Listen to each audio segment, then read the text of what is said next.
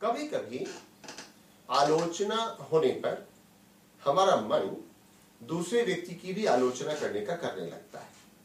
मन करता है कि उसको भी दो तीन बात तो सुना ही दे, बता ही दे, आखिर वही कौन सा दूध का धुला है या उसी में कौन सी सभी अच्छी बातें हैं।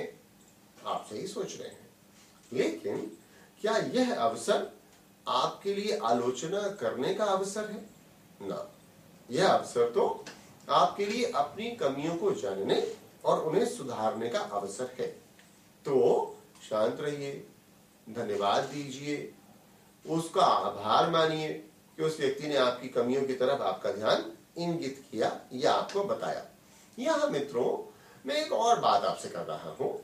कभी कभी आपने कोई सुझाव दिया या आप किसी एक ढंग से काम करते हैं, लेकिन जो आपका बॉस है वो किसी एक विशिष्ट ढंग से काम करना पसंद करता है या आपके सुझाव को नहीं मान रहा है। तो अब आपको लगेगा कि इसकी आलोचना की जाए, इसकी कमियों को बताया जाए। बिल्कुल मत करिए, कभी मत करिए। एक बार आपने अपनी राय दे दी तो पुराना नियम, मैंने कही तूने मानी, तूने कही मैंने मानी, दोनों ज्ञानी। और वास्तव में होगा क्या? यदि आगे बॉस के निर्देशानुसार या सहकर्मी के निर्देशानुसार उसके मन के अनुसार काम किया गया और वह परिणाम नहीं मिले, वो रिजल्ट्स नहीं आए जो आने चाहिए थे, तो उसको खुद पता चल जाएगा कि आपकी राय कितनी महत्वपूर्ण थी। तभी बताइएगा मत कि मैं तो खुद ही कह रहा था, पहले ही कह रहा था। क्यों? क्योंकि ये तो नकारात्मक सोच है और सामान्य वार्तालाप की कला में हम लोगों ने सीखा है कि नकारात्मक सोच नहीं रखी जाती।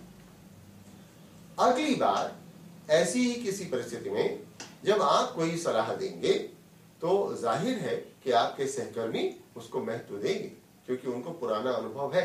लेकिन ध्यान रखिएगा कि आपको यह याद दिलाने की जरूरत नहीं है कि मैंने तो पहले ही कहा था। अगर कोई शब्द ऐसा है या वाक्य ऐसा है जो मुझे लगता है कि कभी नहीं इस्तेमाल होना चाहिए, तो वो यही है, मैंने पहले कहा था। कभी मत कहिए।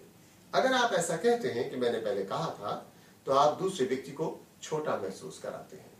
किसी को भी छोटा महसूस कराने की जरूरत नहीं है। क्षमा मांगना भी एक बड़ी महत्वपूर्ण कला है। दोस्तों, हम गलतियों के पुतले हैं, गलतियां हमसे होती रहती हैं। अब गलती क्या है? गलती भी बड़ी सापेक्ष चीज है। हो सकता है हमें गलती लगे, हो सकता है हमें गलती ना लगे। हमारा व्यवहार हो सकता है हमें बहुत अच्छा लगे और दूसरे को गलत लगे। लेकिन अगर कहीं गलती जैसी बात किसी के मन में है, तो फिर चारा तो एक ही है, रास्ता तो केवल एक ही बचता है, क्षमा मांगना। ऐसा क्यों? ऐसा इसलिए कि जब भी कोई व्यक्ति यह मान रहा है कि आपने गलती की है, तो वह आपको अपनी भावनात्मक जेल में बंद कर देता है। अब भैया, भावनात्मक जेल के ताले की चाबी तो उसी के पास है। आप इस अंदर से बंद किए दरवाजे को बाहर से नहीं खोल सकते। बाहर तो कुंडी नहीं है, बाहर तो हैंडल ही नहीं है, अंदर कुंडी है, अंदर हैंडल है, तो वही खोलेगा। अगर आपको लगता है कि यह संबंध उतना महत्वपूर्ण है, उस व्यक्ति से आप अपने संबंध दीर्घ काल तक बनाए रखना चाहते हैं, संबंध बनाए रखना चाहते हैं, तो फिर ताले की चाबी भी उसी के पास है, हैंडल भी उसी के पास है, तो फिर क्षमा मांग लीजिए, निसंकोच क्षमा मांगिए। क्षमा मांगने से कोई छोटा नहीं हो जाता और दूसरे के हृदय में जिससे आप क्षमा मांग रहे हैं, आपका स्थान बहुत ऊपर हो जाता है। आप धीरे धीरे उसके हृदय में अपना स्थान बनाने लगते हैं।